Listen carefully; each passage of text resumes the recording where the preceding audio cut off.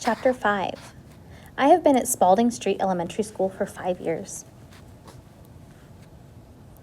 It's very ordinary, filled with kids, just like the schools I see on television shows. Kids who chase each other on the playground and run down the hall to get to their desks just before the bell rings. Kids who slide on icy patches in the winter and stomp in puddles in spring. Kids who shout and push. Kids who sharpen their pencils, go to the board to do math problems, and open their books to read a poem.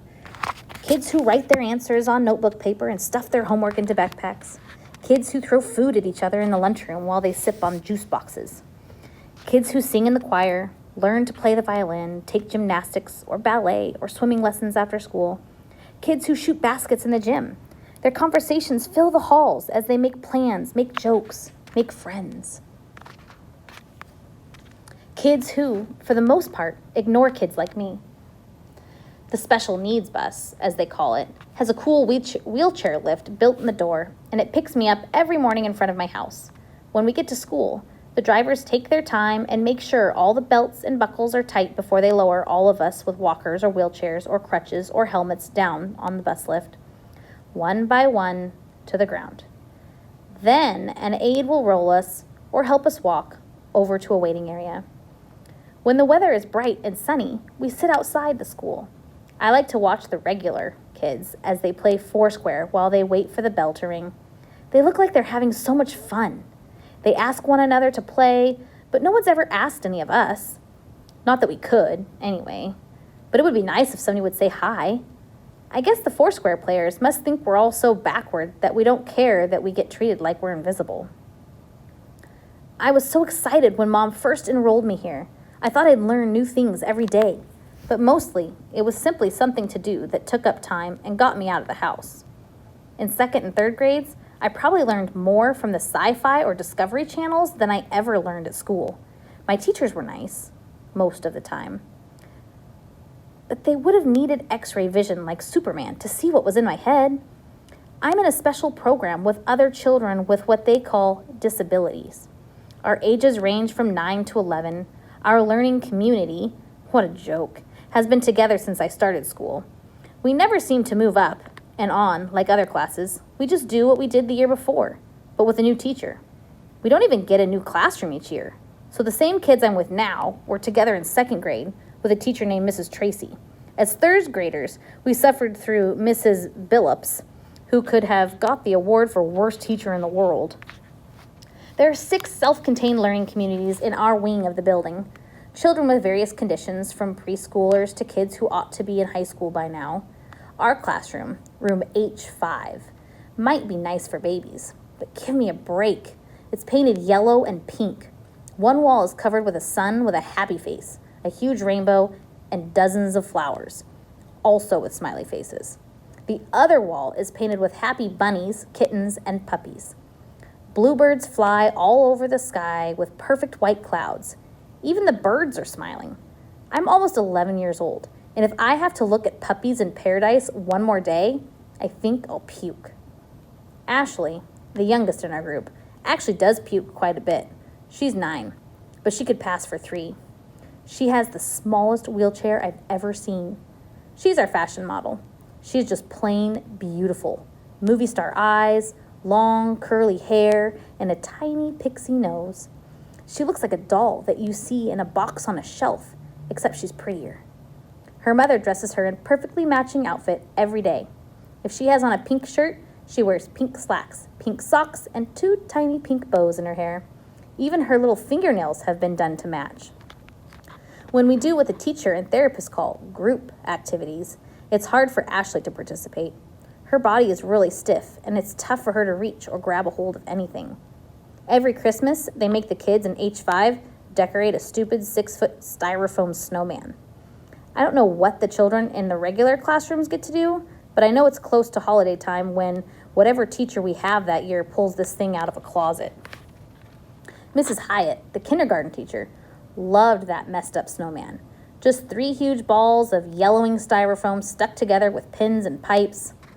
"Let's decorate, children," she said in her squeaky, annoying voice.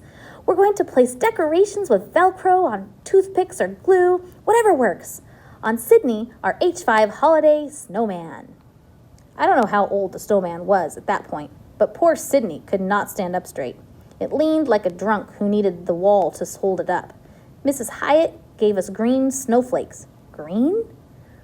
We were the dumb kids. I guess we weren't supposed to care. Brown garland, stars in purple and pink. Do you like the snowman, Ashley? Mrs. Hyatt asked her. It's almost impossible for Ashley to communicate because her body is so tight. Her talking board has just 2 words on it, yes and no. She turned her head slightly to the left or no. I bet she wished she could knock the thing down. Compared to Ashley, Carl is huge. Even though he's just 9, he's got a special wheelchair that's extra wide, and it takes 2 aides to lift him in and out of it. But he's good with his hands. He can move his own chair, and he can hold a pencil well enough to write his name and stab a snowman. Carl sticks pencils and rulers into the snowman's torso and pins into its head. Mrs. Hyatt used to clap her hands and say in her little squeaky voice, "Good job, Carl, you're so creative." Carl would just laugh. He can talk, but only in very short sentences that usually have 2 parts. He has very strong opinions. "Snowman is dumb," he'd yell. "Very, very dumb." I think he hates the snowman as much as I do. One year, he pinned a diaper on the back and another on the front of the bottom third of the snowman. The teacher let them stay.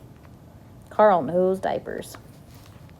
When he poops in his pants, which is almost every day, the whole room smells like the monkey house at the zoo. The aides are so patient with him, though. They snap on their rubber gloves, clean him up, change his clothes. He always wears sweats and sit him back in his chair. Those aides deserve medals. We're not an easy bunch. Maria, who has Down syndrome, is 10. She loves Christmas and Easter and Valentine's Day and Earth Day. It doesn't matter. If it's a holiday, Maria is ready to celebrate. She's wide around the middle and a little like our snowman, but Maria talks all the time. She's fun to be around, even though she insists on calling me Melly Belly. Every year, when it's time to bring out the ancient snowman, Maria jumps and cheers with real excitement. I'm pretty sure she's the only kid in our class who truly likes it. "It's time for Sydney the snowman," she gasps. "Can I put his hat on? Please, please. Can I give him my red scarf? Sydney will love my red scarf." Mrs. Hyatt and every teacher after her always let Maria take charge of the green paper cutout candy canes and the purple striped stars cut from wrapping paper. Maria kisses each decoration before attaching it with Velcro to the snowman. She hugs Sydney each afternoon before she goes home, and she cries when it's time to put Sydney away each year. Even though she has trouble figuring out complicated stuff, Maria understands people and how they feel. "Why are you sad today, Melly Belly?" she asked me one morning a couple of years ago. How could she have known that my goldfish had died the day before? I let her give me a big hug, and I felt better. If Maria is our hugger, Gloria is our rocker. She rocks for hours in the corner under one of the dumb smiling flowers. The teachers are always trying to coax her out, but she wraps her arms around herself like she's cold and keeps on rocking. She's autistic, I think. She can walk perfectly well, and she talks when she has something to say. It's always worth listening to.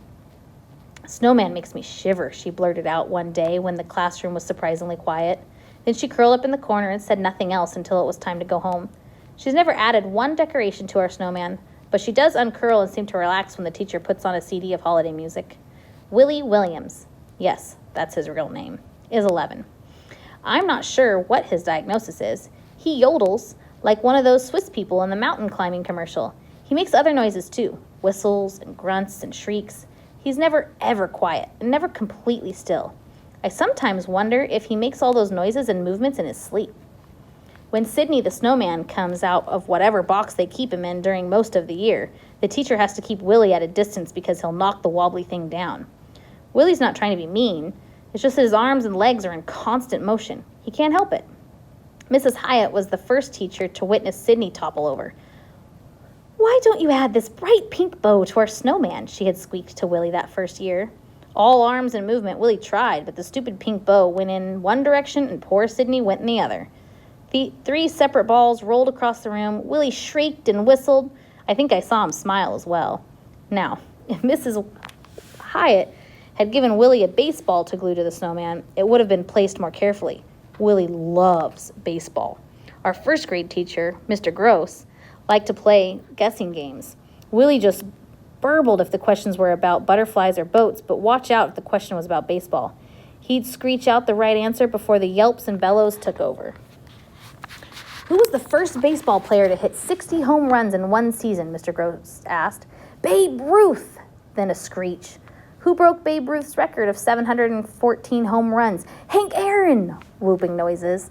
And who is the all-time hit king? Mr. Gross seemed to be astonished at Willie's knowledge. Pete Rose, 4256, eek! And who holds the lifetime touchdown record? Silence. Not even a squeak. Willie doesn't bother with football or snowmen. Sometimes, when I look at Willie, though, I get the feeling that he really wishes he could be still and silent. I watch him as he closes his eyes, frowns up his face, and concentrates. For just a few minutes, he's quiet. He takes a deep breath like a swimmer coming up for air. When he opens his eyes, the noises start all over again, and then he's always looks sad. Jill uses a walker because her left foot drags a little as she walks. She's thin and pale and very quiet. When Sydney comes out for the season, Jill's eyes are almost blank. It's like the light has been clicked off. She cries a lot. Mr. Gross used to put decorations in her hand and try to make it easy for her to join the activity, but it was like helping a store mannequin. I heard an aide say she was in a car accident when she was a baby. I think that's awful. To start out okay, then lose the ability to do stuff. Freddie, who's almost 12, is the oldest in our group. He uses an electric wheelchair. He loves that thing. He tells me every chance he gets, Freddie goes zoom, Freddie goes zoom. He grins, pretends he's putting on a helmet, then he pushes the controller to its max position and takes off across the room. Of course, his speed control has 2 settings, slow and slower. But to Freddie, he's at the racetrack. He zooms his electric chair around the raggedy old snowman, tossing Velcroed stars and bells at it, asking, Snowman, go zoom, zoom? Well, after Willie sent it flying and Carl tried to stab it with pencils, I guess it was a fair question. Every year, Freddie adds his own touches to the snowman, NASCAR and NASA decals like the ones on his chair. If you ask Freddie what date it is, he can't tell you. But if you want to know who won the Daytona 500, Freddie will know. And then there's me. I hate the stupid snowman, but I toss tinsel at it like they ask me to. It's easier than trying to explain. I have a large plexiglass tray that fastens to the arms of my chair. It serves as a food tray as well as a communication board. When I was younger, Mom pasted dozens of words on it, but I was still limited to only a handful of common nouns, verbs, adjectives, some names, and a bunch of smiley faces. There are always a few necessary phrases like, I need to go to the bathroom, please, and I'm hungry. But most people, even little kids, need to say more than that in a day. Duh. I've got please and thank you, yes, no, and maybe, close together on the right-hand side. On the left are the names of people in my family, kids in my class, and teachers. The name Sydney is not included.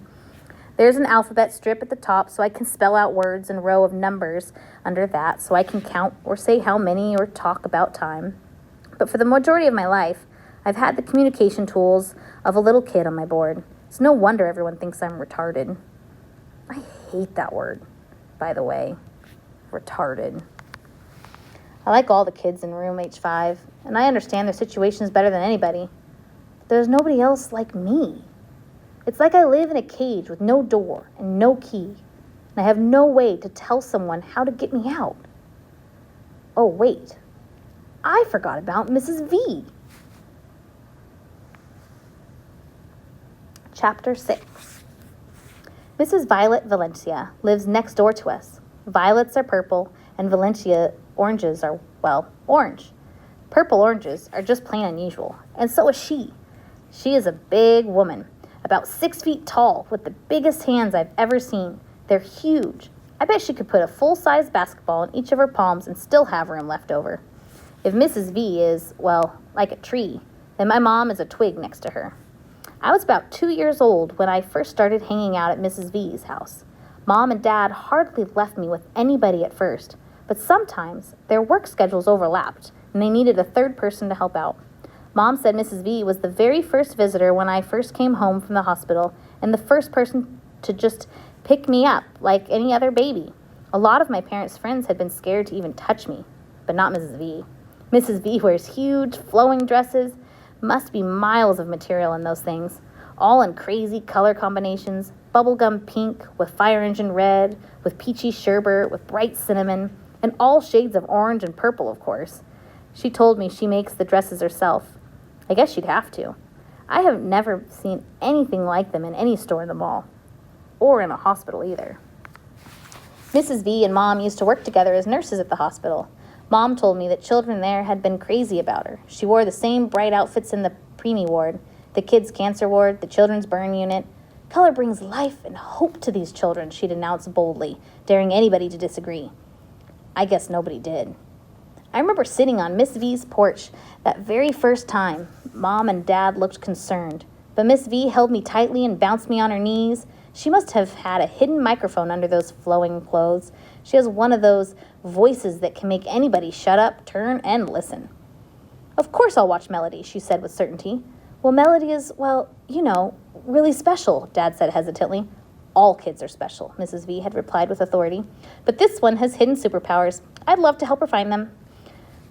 We can't possibly pay you what this is worth to us, Dad began. Mrs. V had shrugged and said with a smile, I'll appreciate whatever you can give me. My dad looked sheepish. Well, thanks, and I'll get the ramp finished this weekend. I'll just need to make one more trip to the lumberyard. Now that will be a big help, Mrs. V had said with a nod. Melody can be a handful, Mom had warned.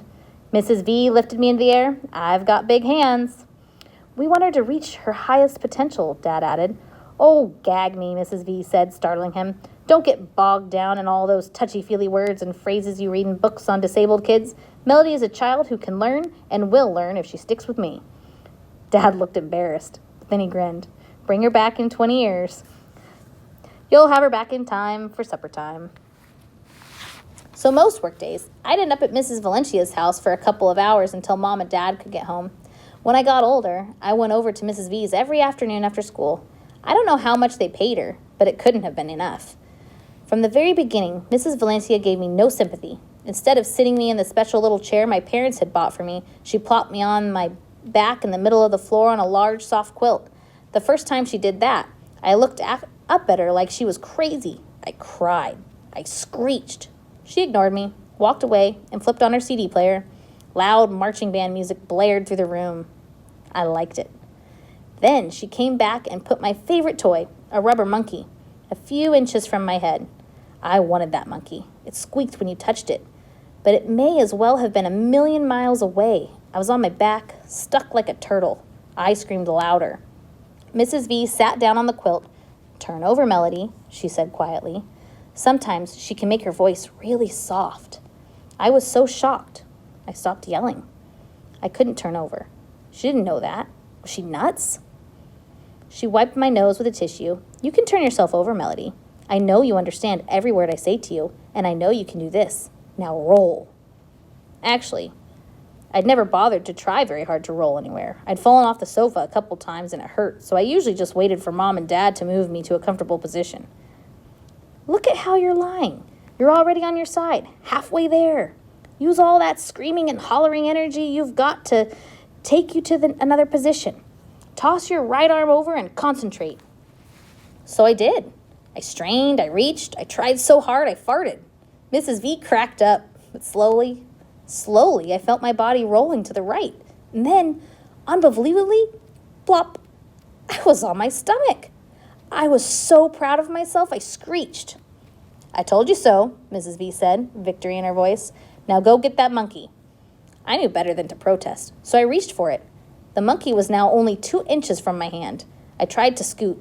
My legs kept doing the opposite of what my head wanted them to do. I wiggled, I grabbed a fistful of the quilt and pulled. The monkey got closer. You're a smart little cookie, Mrs. V told me. I gave the quilt another tug, and finally, gradually, I had the monkey in my hand. I clutched it, and it squeaked as if it were glad to see me. I grinned and made it squeak again and again. After that workout, you must be hungry, she said. She fed me a vanilla milkshake first, then my vegetables and noodles. Mrs. Valencia always serves dessert first, and I always eat all my food, the healthy part, and the yummy part too. It's our secret. Mrs. V is the only person who lets me drink soda. Coke, Sprite, Tahitian treat. I love the nose-tickling burp. Mom and Dad mostly give me milk and juice. Mellow Yellow is my favorite. Mrs. V even started calling me that. At Mrs. V's house, I learned to scoot and then to crawl. I'd never win a baby crawling contest, but by the time I was 3, I had learned to get across a room. She made me figure out how to flip myself over from the front to back and back to front again. She was tough on me. She let me fall out of my wheelchair onto pillows so I could learn how to best catch myself. Suppose somebody forgets to fasten that seatbelt of yours, she said in that voice that sounded like she was chewing gravel.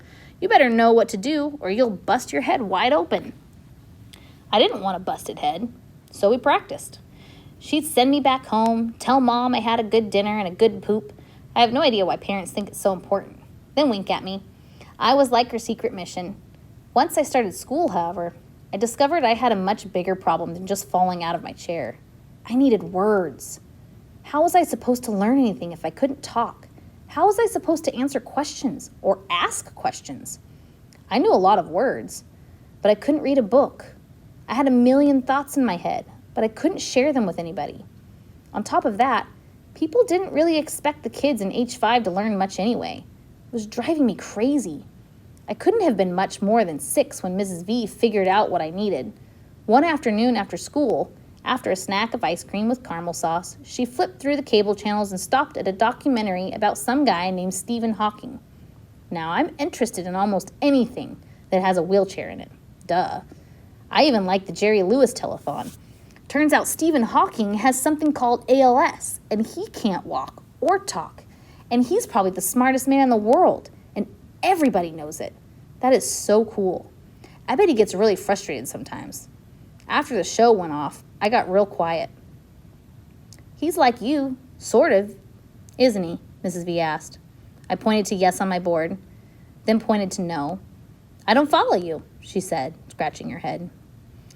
I pointed to need on my board, then to read. Need, read, need, read. I know you can read lots of words, Melody, Mrs. V said. I pointed again. More. I could feel tears coming. More, more, more. Melody, if you have to choose, which would you rather be able to do? Walk or talk? Talk. I pointed to my board. I hit the word again and again. Talk, talk, talk. I have so much to say. So Miss V made it her new mission to give me language. She ripped all the words off my communication board and started from scratch. She made the new words smaller so more could fit. Every single space on my talking board got filled with names and pictures of people in my life, questions I might need to ask, and a big variety of nouns and verbs and adjectives so I could actually compose something that looked like a sentence. I could ask, "Where's my book bag?" or say, "Happy birthday, Mom," just by pointing with my thumb. I have magic thumbs, by the way. They work perfectly. The rest of my body is sort of like a coat with the buttons done up in the wrong holes, but my thumbs came out with no flaws, no glitches. Just my thumbs. Go figure. Every time Mrs. V would add new words, I learned them quickly, used them in sentences, and was hungry for more. I wanted to read. So she made flashcards. Pink for nouns, blue for verbs, green for adjectives. Piles and piles of words I learned to read. Little words like fish and dish and swish. I like rhyming words. They're easy to remember. It's like a buy one, get the rest free sale at the mall. I learned big words like caterpillar and mosquito, and words that follow crazy rules like knock and gnome. I learned all the days of the week, months of the year, all the planets, oceans, and continents. Every single day I learned new words. I sucked them in and gobbled them up like they were Mrs. V's cherry cake. And then she would stretch out the cards on the floor, position me on a big pillow so I could reach them, and I'd push the cards into sentences with my fists. It was like stringing the beads of a necklace together to make something really cool. I liked to make her laugh, so I'd put the words into wacky order sometimes. The blue fish will run away. He does not want to be dinner. She also taught me words for all the music I heard at home. I learned to tell the difference between Beethoven and Bach, between a sonata and a concerto. She'd pick a selection on a CD, then ask me the composer. Mozart. I'd point to the correct card for the choice she'd set in front of me. Then I'd point to the color blue on my board. Huh? She'd ask. When she played a selection from Bach, I'd point to the correct composer, then once again touch the color blue on my board. I also touched purple. She looked confused. I searched around for the right words to explain what I meant. I wanted her to understand that music was colorful when I heard it. I finally realized that even Miss V couldn't figure out everything in my head. We kept going. Sometimes she'd play hip-hop music, sometimes oldies. Music, and the colors it produced, flowed around her as easily as her clothing. Mrs. V took me outside in all kinds of weather. One day, she actually let me sit outside in the rain. It was steaming hot, and I was sticky and irritable. It must have been about 90 degrees outside. We were sitting on our porch watching the storm clouds gather. She told me the names of all the clouds and made up stories about them. I knew that later she'd have the names of every kind of cloud on word cards for me. Big old Nimbus up there. He's black and powerful, can blow all the other clouds out of the sky. He wants to marry Mrs. Cumulus Cloud, but she's too soft and pretty to be bothered with such a scary guy, so he gets mad and makes storms, she told me. Finally, old Nimbus got his way, and the rain came down around me and Mrs. V. It rained so hard I couldn't see past the porch. The wind blew, and the wet coolness of the rain washed over us. It felt so good. A small leak on Mrs. V's porch let a few drops of rain fall on my head. I laughed out loud. Mrs. V gave me a funny look, then hopped up. Want to feel it all? She asked. I nodded my head. Yes, yes. She rolled me down the ramp Dad had built, both of us getting wetter every second. She stopped when we got to the grass, and we let the rain drench us. My hair, my clothes, my eyes and arms and hands. Wet, wet, wet. It was awesome. The rain was warm, almost like bath water. I laughed and laughed. Eventually, Mrs. V rolled me back up the ramp and into the house where she dried me off. I changed my clothes and gave me a cup of chocolate milk. She dried off my chair, and by the time Dad came home to pick me up, the rain had stopped and everything was dry once again. I dreamed of chocolate clouds all night.